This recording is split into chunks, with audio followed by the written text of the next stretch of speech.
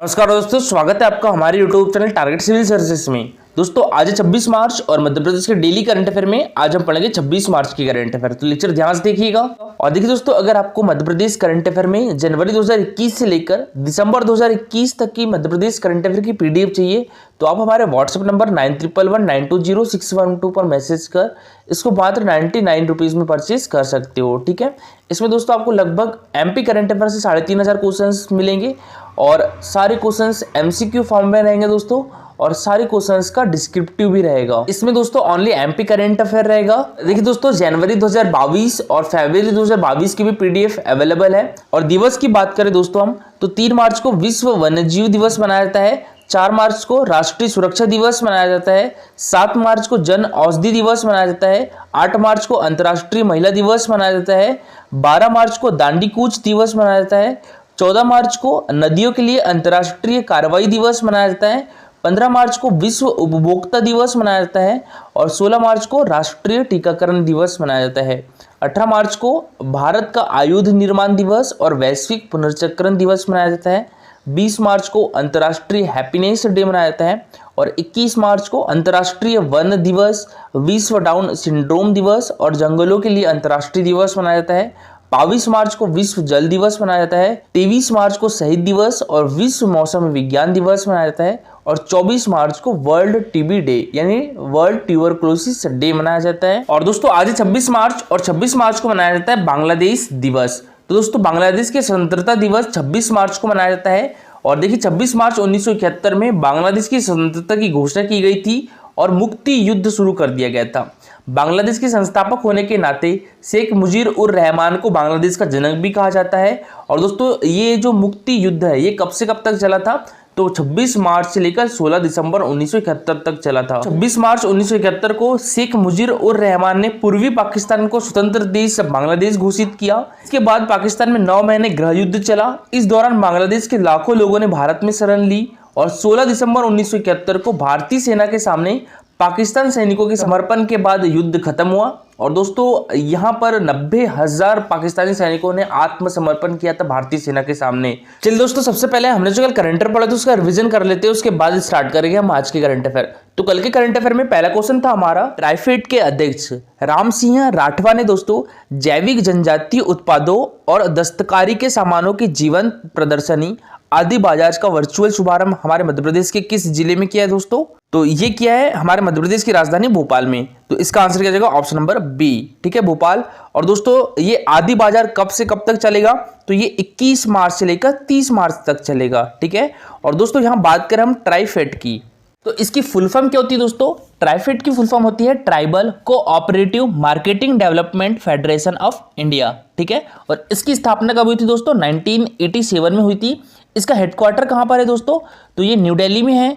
इसके चेयरमैन कौन है दोस्तों अभी? तो ये है राम सिंह राठवा। ठीक है, इसके चेयरमैन राम सिंह राठवा बन गया दोस्तों अभी कुछ दिन पहले। नेक्स्ट क्वेश्चन दोस्तों हमारा, हाल ही में केंद्रीय आवासन एवं शहरी कार्य मंत्रालय इसके मंत्री कौन है दोस्तों? हरदीप सिंह पुरी है। तो इनके द्वारा दोस्तों मध्य प्रदेश के लिए प्रधानमंत्री आवास योजना शहरी के बीएलसी घटक में कितने हितग्राहियों के आवास स्वीकृत किए गए हैं अभी? तो ये किए गए 1,15,564 आवास। तो इसका आंसर क्या जाएगा दोस्तों? Option number A. ठीक है, 1,15,564 हितग्राहियों के आवास स्वीकृत किए गए हैं। नेक्स्ट क्वेश्चन दोस्तों हमारा, इंडो इजराइल प्रोजेक्ट में हमारे मध्य प्रदेश का तीसरा सेंटर ऑफ एक्सीलेंस किस जिले में खुलेगा दोस्तों?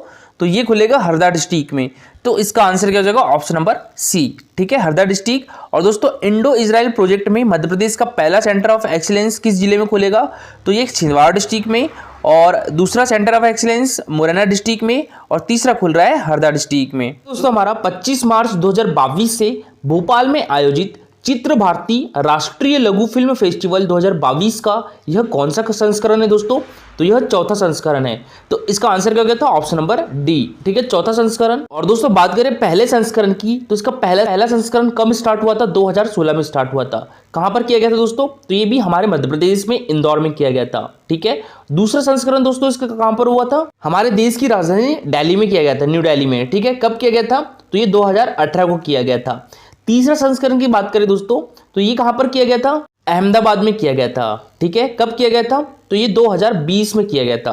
और अभी ये इसका चौथा संस्करण है दोस्तों चित्र भारती राष्ट्रीय लघु फिल्म फेस्टिवल का। और ये कहाँ पर किया जा रहा है, हमारे मध्य प्रदेश की राजधानी भोपाल में किया जा रहा है। और दोस्तों कल इसका जो शुभारंभ है वो किसके द्वारा किया गया, तो हमारे मध्य प्रदेश के मुख्यमंत्री शिवराज सिंह चौहान जी के द्वारा किया गया था।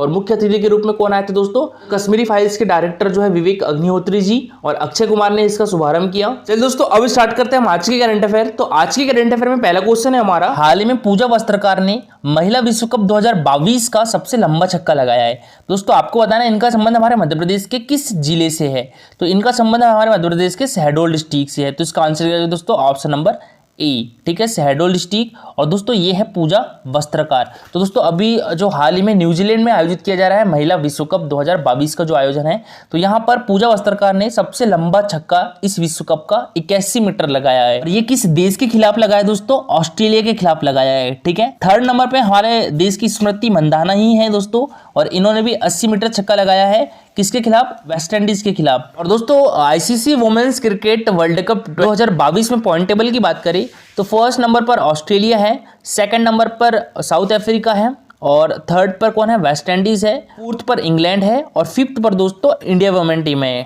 ठीक है। और दोस्तों अभी इंडिया वुमेन टीम को 2 मैच बचे हैं, दोनों मैच अगर जीतती है तभी सेमीफाइनल में पहुंच सकती है। देखिए भारत की पूजा वस्त्रकार ने ऑस्ट्रेलिया की मैगन सूट की गेंदबाजी पर 81 मीटर लंबा छक्का जड़ दिया, जो 2022 महिला विश्व कप का अब तक का सबसे लंबा छक्का है। उन्होंने दक्षिण अफ्रीका की क्लोई ट्रायन और स्मृति मंदाना को पीछे छोड़ा, जिनके नाम टूर्नामेंट में 80 मीटर के छक्के हैं। और पूजा ने 28 गेंद में 34 रन बनाए। इस सिक्स ने क्लो ट्रायन और स्मृति मंदाना के पुराने रिकॉर्ड को तोड़ दिया है। ट्रियन और मंदाना दोनों ने इसी विश्व कप में 80 मीटर छक्का लगाया था। उन्होंने यह छक्का बांग्लादेश के खिलाफ लगाया था, और मंदाना ने यह छक्का जो है वो वेस्ट इंडीज के खिलाफ लगाया था।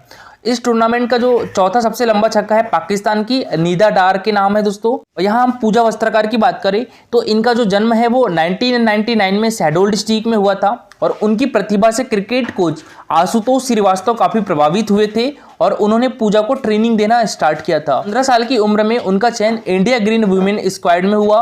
वस्त्रकार ने 18 साल की उम्र में भारत के दक्षिण अफ्रीकी दौरे पर डेब्यू किया। और वस्त्रकार ने दोस्तों अब तक ये वर्ल्ड कप के पहले का डेटा है 14 वनडे, 24 टी20 और 2 टेस्ट मैचों में भाग लिया है। और वनडे इंटरनेशनल में उन्होंने 257 रन बनाने के अलावा 6 विकेट है। वहीं टी20 इंटरनेशनल में उनके नाम पर 19 विकेट के अलावा 157 रन दर्ज है। और दोस्तों ये एक ऑलराउंडर खिलाड़ी है, ठीक है। नेक्स्ट क्वेश्चन दोस्तों हमारा, हाल ही में शोध शिखर 2022 का शुभारंभ मध्य प्रदेश के किस विश्वविद्यालय में किया गया है दोस्तों, तो ये किया गया है रविंद्रनाथ टैगोर विश्वविद्यालय में। तो इसका आंसर हो जाएगा ऑप्शन नंबर बी, ठीक है, रविंद्रनाथ टैगोर विश्वविद्यालय में दोस्तों अभी हाल ही में शोध शिखर 2022 का शुभारंभ किया गया है। बात करें हम यहाँ पर रविंद्रनाथ टैगोर विश्वविद्यालय की, तो ये कहाँ पर है दोस्तों, हमारे मध्य प्रदेश की राजधानी भोपाल में है।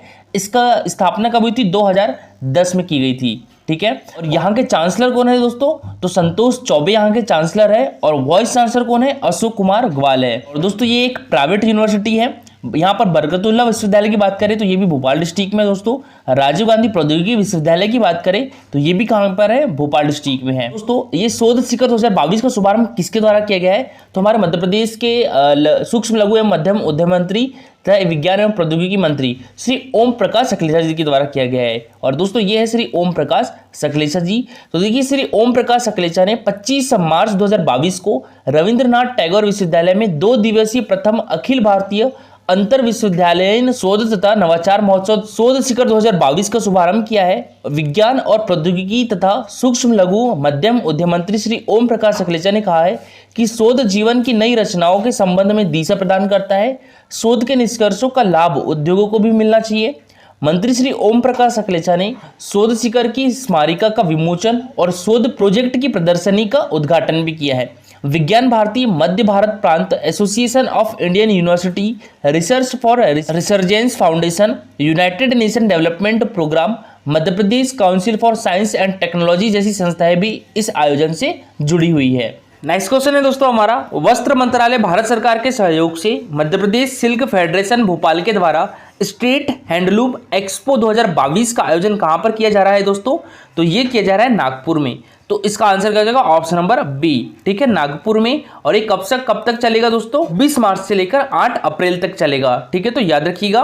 और ये स्टेट हैंडलूम एक्सपो 2022 किसके द्वारा किया जा रहा है दोस्तों? तो मध्य प्रदेश सिल्क फेडरेशन भोपाल के द्वारा। तो देखिए, आर्थिक रूप से कमजोर हाथकरघा कारीगरों को रोजगार मुहैया करवाने के उद्देश्य से विकास आयुक्त हाथकरघा वस्त्र मंत्रालय भारत सरकार न्यू दिल्ली के सहयोग से मध्य प्रदेश सिल्क फेडरेशन भोपाल के द्वारा state handloom expo 2022 officers club civil lines Nagpur में 26 मार्च से 8 अप्रैल तक किया जा रहा है। और प्रबंध संचालक श्री विशेष गढ़पाले ने बताया है कि एक्सपो का उद्देश्य हाथकरघा कारीगरों द्वारा उत्पादित वस्त्रों की बिक्री कर जीविकोपार्जन तथा परंपरागत कला को जीवित रखना एवं रोजगार को प्रोत्साहित करना है।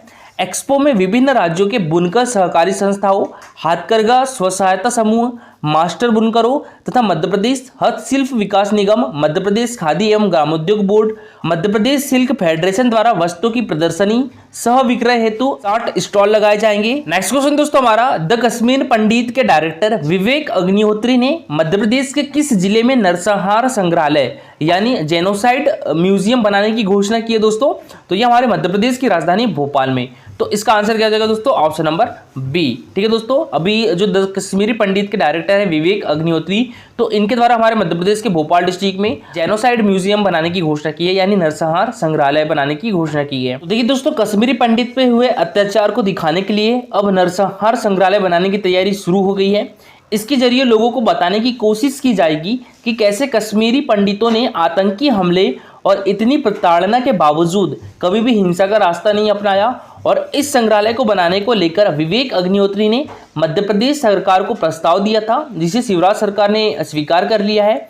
और विवेक अग्निहोत्री ने कहा है कि हमारी IM बुद्धा फाउंडेशन और ग्लोबल KP पूरा एक नरसंहार संग्रहालय बनाने के लिए काम कर रहे थे। दोस्तों, विवेक अग्निहोत्री 3 दिवसीय चित्र भारती फिल्म महोत्सव के उद्घाटन समारोह में हिस्सा लेने के लिए शुक्रवार को भोपाल पहुंचे और इस महोत्सव के दौरान 120 लघु फिल्में दिखाई जाएगी। संगठन को 22 राज्यों से 15 भाषाओं में कुल 712 लघु फिल्में मिली है। और श्री अग्निहोत्री ने अगले 5 साल तक 51 हजार रुपए वार्षिक स्कॉलरशिप देने की भी घोषणा की है। भारतीय साहित्य, सभ्यता और सिनेमा पर काम करने के लिए 3 छात्राओं को यह छात्रवृत्ति दी जाएगी। और उन्होंने कहा है कि वे नरसंहार पर केंद्रित संग्रहालय भी बनाएंगे। नेक्स्ट क्वेश्चन दोस्तों हमारा, जल जीवन मिशन के क्रियान्वयन में मध्य प्रदेश का कौन सा संभाग प्रथम स्थान पर है दोस्तों? तो ये इंदौर संभाग है। तो इसका आंसर क्या जाएगा? Option number A. ठीक है, इंदौर संभाग। और दोस्तों, कौन सा जिला हर घर जल जिला बन गया है? तो वो है बुरहानपुर जिला। ठीक है दोस्तों, बुरहानपुर जिला हर घर जल जिला बन गया है।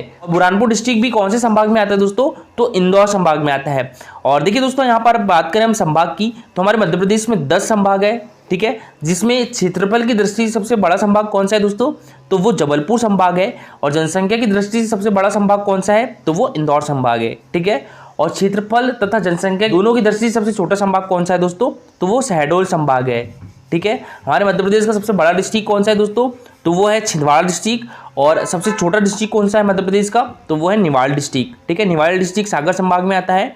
और जो छिंदवाड़ा डिस्ट्रिक्ट है वो जबलपुर संभाग में आता है। जल जीवन मिशन के क्रियान्वयन में मध्य प्रदेश का कौन सा संभाग प्रथम स्थान पर है दोस्तों? तो ये इंदौर संभाग है। ठीक है, और यहीं पर बुरहानपुर डिस्ट्रिक्ट जो है वो प्रथम जिला हर घर जल वाला बन गया है। और दोस्तों, बजट 2022-23 की बात करें हमारे मध्य प्रदेश बजट की, तो जल जीवन मिशन के लिए वर्ष 2022-23 में केंद्रांश 3150 करोड़ रुपए तथा राज्यांश 3150 करोड़ रुपए, यानी कुल 6300 करोड़ रुपए का प्रावधान प्रस्तावित है दोस्तों। बुरहानपुर जिला हर घर जल जिला बन गया है।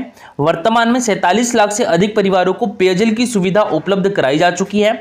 इस वर्ष दोस्तों कुल 11,190 करोड़ की 17,318 ग्रामों की एकल ग्राम नल जल योजनाएं तथा 18,454 करोड़ की 16,353 ग्रामों की 70 समूह नल जल योजनाएं स्वीकृत हो चुकी है। तो ये दोस्तों, जल जीवन मिशन में हमारे मध्य प्रदेश की समग्र ग्रामीण आबादी को घरेलू नल कलेक्शन से पेयजल की आपूर्ति किए जाने के लिए जल संरचनाओं की स्थापना एवं विस्तार के कार्य किए जा रहे हैं। इंदौर संभाग में भी मिशन के जरिए 9,67,000 ग्रामीण परिवारों को नल कनेक्शन से जल उपलब्ध करवाकर संभाग भौतिक प्रगति में अब तक प्रदेश में अव्वल है। और मिशन में इंदौर जिले की 387, धार की 812, झाबुआ की 425, बड़वानी की 265 और अलीराजपुर की 114, खरगोन की 380, खंडवा की 313 तथा बुरहानपुर जिले की 83 जल संरचनाएं शामिल है। जिलों के लिए नवीन योजनाओं के साथ ही विभिन्न ग्रामों में पूर्व से निर्मित पेयजल अधोसंरचनाओं को नए सिरे से तैयार कर रेट्रोफिटिंग के अंतर्गत भी कार्य किए जा रहे हैं। लोक स्वास्थ्य यांत्रिकी विभाग के द्वारा इंदौर संभाग के 8 जिलों में अब तक 2,671 करोड़ 69,32,000 रुपए लागत की 2,379 जल प्रदाय योजनाओं की स्वीकृति दी जा चुकी है। और दोस्तों कल का हमारा क्वेश्चन था विश्व प्रसिद्ध पर्यटन स्थल सांची का प्राचीन नाम क्या था? तो ये था काकनाम। तो इसका आंसर क्या होगा दोस्तों? ऑप्शन नंबर ई। और आज का जो सबसे अच्छा आंसर किया दोस्तों हेमंत के द्वारा किया गया है। और आज के लिए आपका क्वेश्चन है मध्य प्रदेश का कौन सा क्षेत्र गोंडवाना कहलाता है? नर्मदा घाटी, चंबल घाटी, उत्तरी क्षेत्र या दक्षिण पूर्वी क्षेत्र? तो इसका आंसर पूरा डिटेल में दीजिएगा। Thank you for watching this video.